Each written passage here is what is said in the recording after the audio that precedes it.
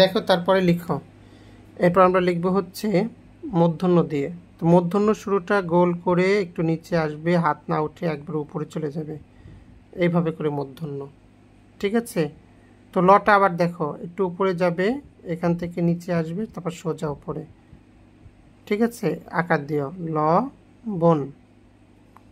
এই যে মূর্ধন্য এইভাবে করে দাগগুলো যেন স্ট্রেট হয়, হ্যাঁ, সোজা হয়, সেদিকে একটু খেয়াল করবা।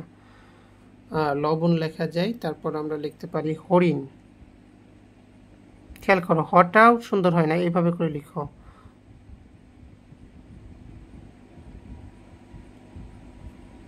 এই যে মূর্ধন্য ঠিক এইভাবে করে হরিণ। আর তারপর আমরা পটা খেয়াল করো, প কিন্তু অনেকই সুন্দর হয় না, আমি দেখেছি। পর প্রথম অংশটা এই যে এটা সুন্দর হওয়া দরকার, তারপর এটা এইখান থেকে একটু নিচে নামিয়ে উপর থেকে ঠিক এইভাবে। তা আরও 2-3 ভাবে লেখা যায়, তো তোমরা এইভাবে লিখলে আরও বেশি সুন্দর করতে পারবে।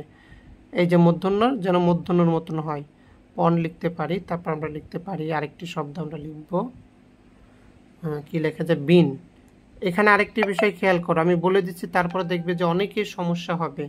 এই যে দীর্ঘ ইকারটা খেয়াল করো, এটার উপর দিয়ে সুন্দর করে এসে এটার উপরে এইভাবে দিয়ে দিও, অনেকে কিন্তু এটা সুন্দর হয় না। ঠিক আছে? তারপর মূর্ধন্যটা এই যে এইভাবে লিখো, বিন বা বিনা লেখা যায়, আচ্ছা বিনই লেখো। কয়েকবার লেখো, সবাই মনোযোগ সহকারে লেখো, সবাই মনোযোগ সহকারে লেখো, তারপরে সবার লেখাই চেক করব। হ্যাঁ, যাদের একবার হয়ে যায় তারা আর একবার লিখবে, 2বার করে লেখো। ইশরাত জাহান।